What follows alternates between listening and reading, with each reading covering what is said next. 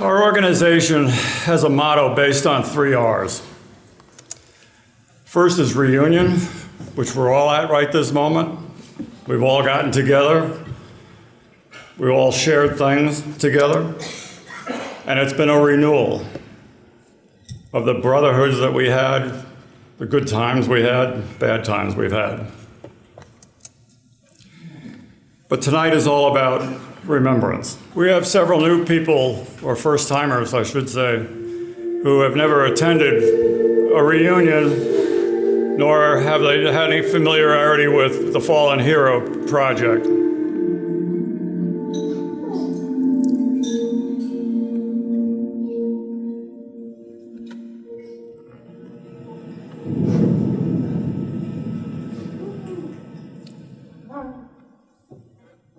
I've had my own experiences with, in my case, a friendly fire incident. And I had always thought of the families of the men involved in that incident and their families who are back home. A lot of us all carry something with us. If you've been near or close to someone who had been lost in combat. My message to you is, yes, what we have hurts, but what hurts more is not us. We're being selfish when we think, oh, I saw this horrible thing and was near this, my best friend, and so forth. You're not giving real thought to the 40 or 50 people that are home who are really going to get affected.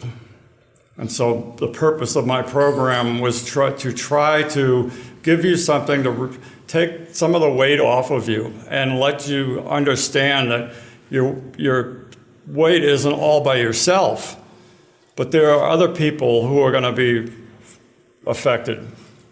So what I've come up with was, and most of you are all familiar with it, I want to help I think it's 6 new people. We find someone who was killed in action, a tanker. We make contact with any family members that are around. We get finding a family that will cooperate and do the kind of work that I need to honor their fallen hero. I need 60 to 80 pictures to be able to build a life and bring this fallen hero to life. You're going to see tonight someone from a young age come up through life, through high school, through joining the Corps, going to Vietnam, and the tragedy that he went through. I'm hoping that if you don't know who the person is, haven't met him, that you'll come away with a better understanding of who the person was and what he was made of. If you do know the person, you're going to learn stuff about him that you have never heard, no matter how close you were to that individual. So you're going to get a slice of life that is unusual, particularly when it's a total stranger in most cases.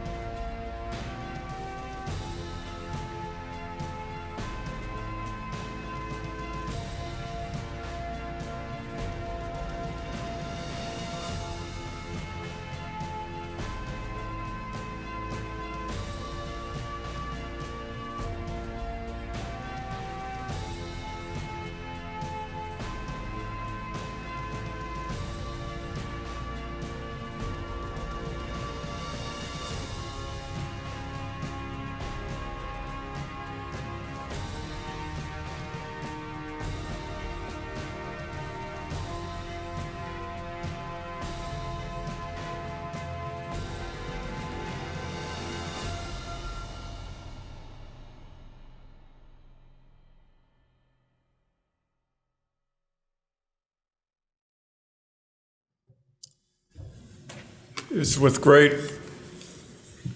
pride working with a wonderful family. And it's been an extreme pleasure.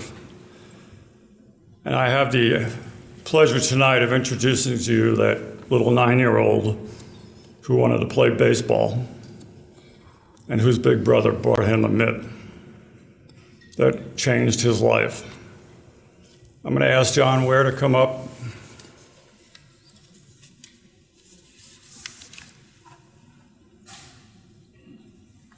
If I could have everybody stand.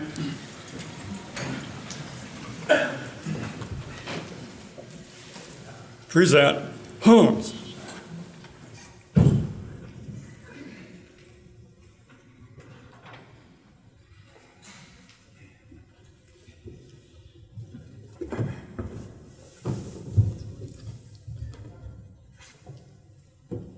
Two, Chuck Hayes.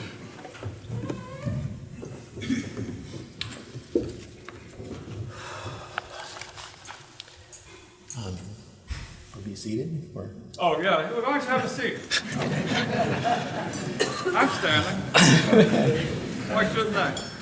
First of all, thank you, Bob, for that wonderful tribute. That was amazing. And I had seen the rough draft before, but not that. And what you did with the information I gave you was amazing. And God bless you for that.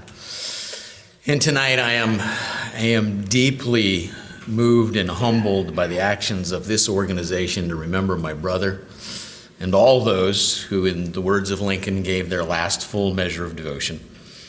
I have been blessed over the last couple of years to meet so many fine men who remember my brother and from their service together in Vietnam. And I have found, and my whole family has found, great comfort and joy in hearing the stories. Wayne was a proud Marine, and he was a man of honor, and my, was he proud of that sword. He was also a son, and he was a brother, and he was my hero. And I have missed my big brother hero, Wayne, these 52 years because he was such a positive force in my life. And part of what I want to share with you before I get to the baseball story, I really don't like talking about it. Wayne didn't like talking about it, but we dealt with it. You see, our family was kind of like the Brady Bunch, and this group is old enough to know what I'm talking about. Sometimes when I speak in my church, the kids look at me like, Brady who? Anyway, we were put together. Our father was married for 16 years and had 3 children, including Wayne, when the first love of Dad's young life was taken from him by cancer. My mother had a son from a very brief marriage fresh out of high school and had been single for several years. A mutual friend introduced them to each other. They had a whirlwind romance and a quick marriage. And then they had 2 more children. And their marriage lasted 52 years, which is pretty good for a second marriage. Wayne was 13 when they got married, and about a year and a half later, I showed up. Creating a new family from such circumstances is not easy. And I'm not sure why people, especially outsiders and extended family, the in-laws and the outlaws, feel the need to use words like step and half and wanting the explanation of how we're a family. And when you're a little boy, those kinds of words are confusing and they are wounding and they just don't help as you're trying to figure out your own identity in the world and your place in the family. And Wayne didn't like any of that either. And he made it clear to me, and this is life-shaping. We weren't half brothers. There was no half about it. We were brothers. And he told that to me, and he settled that issue. And he was that kind of a guy and that kind of a unifying force in our family. And for me, joy and hope followed him everywhere he went. He just made things possible. A quick little story from his life that tells you something about him is, one day, Brother Alvin was on the way home from school, and a bully a little older than Alvin, but not quite as old as Wayne, but close, picked on Alvin and tore his new shirt and bloodied his face. You know the story. And he came home, and Mom immediately asked, what happened? How did this? And so he told her, and Mom did what a lot of moms probably would have done then. And she went and grabbed the phone. She called the boy's mother, and she let her have it. It was a different age.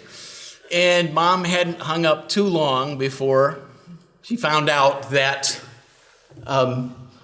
Wayne had met Alvin before Alvin came in the house. And Wayne hot-footed it down the road and caught up with the bully. And there was something about a torn shirt and, settling the score kind of thing. It's a different age.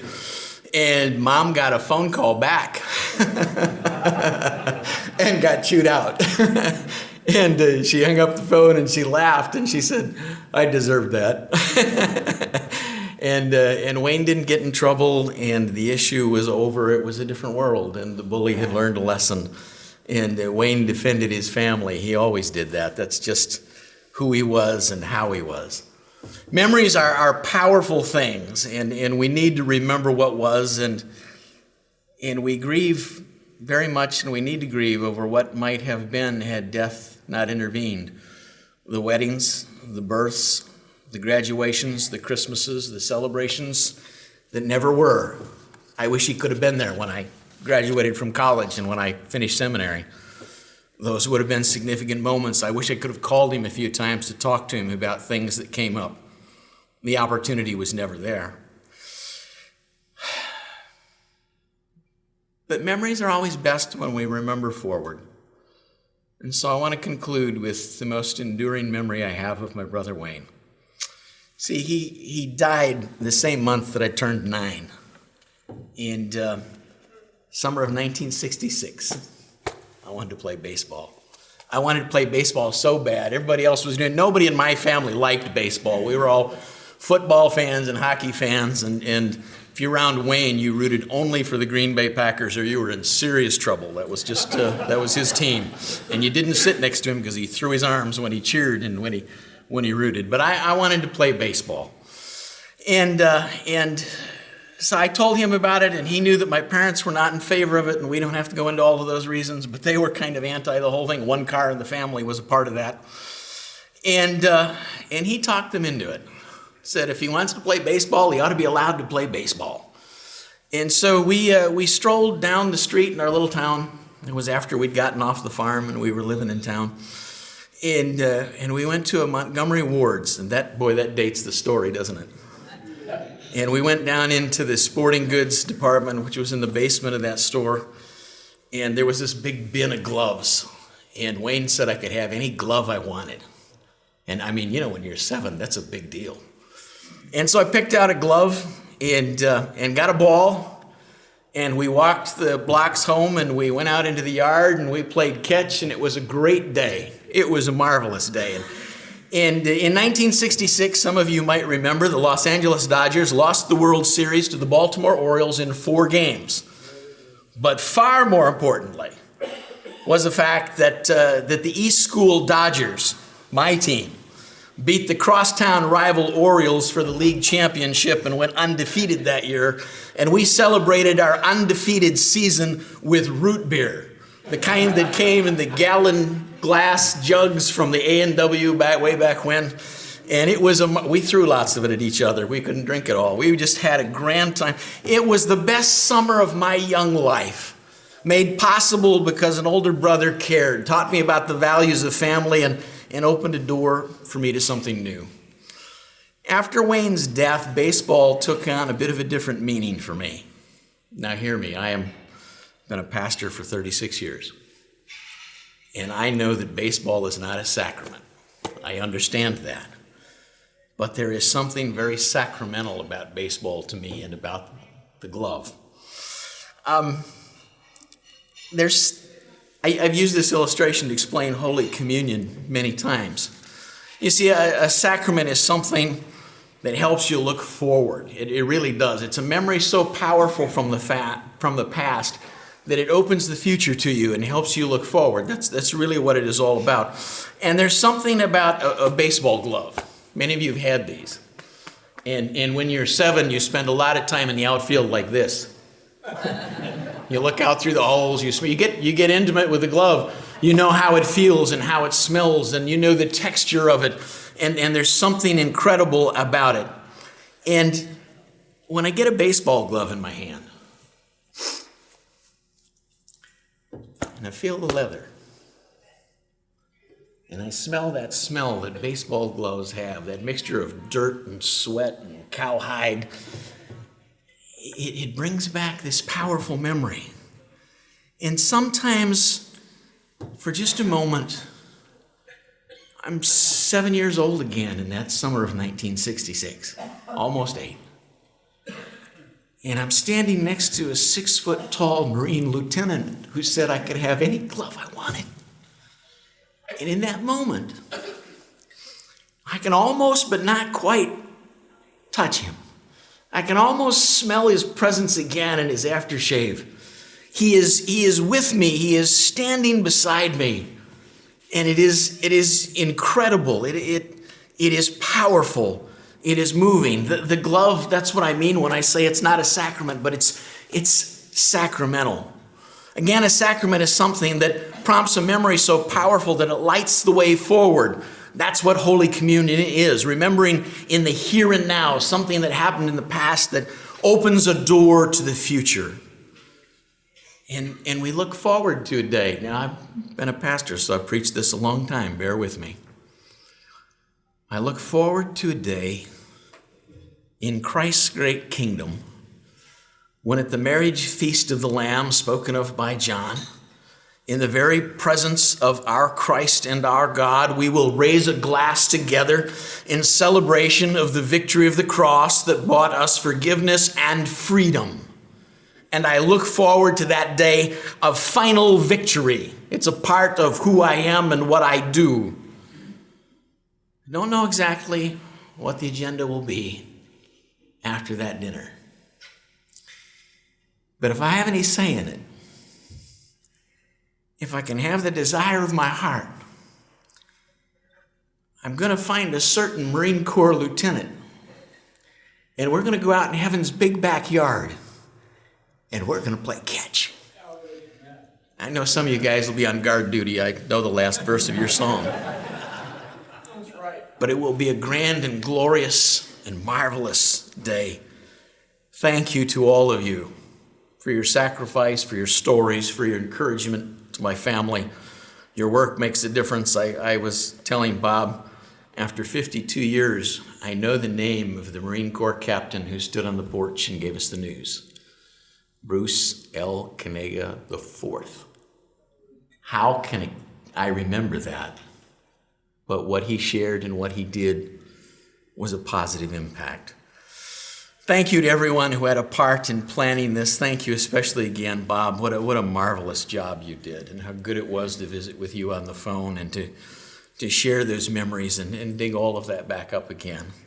On behalf of my entire family, most of whom obviously could not be here today for numerous different reasons, I wish to say thank you to all of you. Thank you to the Vietnam Tankers Association for remembering. Thank you for remembering all the fallen heroes, but especially on this night, my brother Wayne, who 52 years later is still shaping my life. And there's lots more good stories, but I don't have time to tell them all. So God bless all of you and thank you.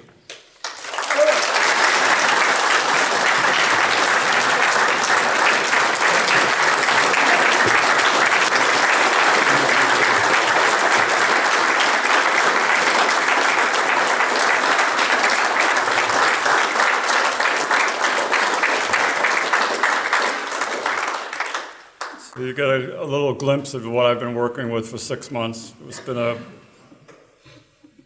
very touching experience. Generally, I try to do 2 fallen heroes every 2 years. We've now reached, I think it's 19 people that I've done and have covered their entire life. After I was mistaken 2 years ago when I said there had only been 1 tank crew killed together in Vietnam. If you recall, we honored the crew of Charlie 1-2 of 3rd Tanks, which had the misfortune of hitting a 500-pound mine. But further research has uncovered another Marine tank whose crew also died together. And tonight we honor that crew. It was the first large tank operation of the war involving 8 tanks. It was June 26, 1965. They were all in a column led by Alpha Company's XO, First Lieutenant Robert Butts of 3rd Tanks. He was the TC of Alpha 4-2, the blade tank, when they approached a narrow and shallow river. Remember, tanks have only been in country about 3 months before this date. This photo was taken earlier the morning of the column as it was approaching the river. The river was 4 miles west of the Tuilon Bridge outside Da Nang. While cautiously crossing the 100-yard wide river, Alpha 4-2 simply disappeared. It had fallen into an unseen bomb crater. The entire crew, plus one engineer riding on the tank, drowned. The tank was retrieved later that day with the help of Force Recon divers. It took 2 tanks plus an Amtrak to pull Alpha 4-2 out of the hole. Tonight we honor the crew of Alpha 4-2. First Lieutenant Robert Butts, Sergeant Arthur Eustace, Corporal Friedrich Schwanger, and Corporal George Sapensik. So this is the second, and as far as best I know, the only 2 tanks, Marine tanks, that the crews were perished all together. And I think we're pretty sure about that now that I've gone through enough records.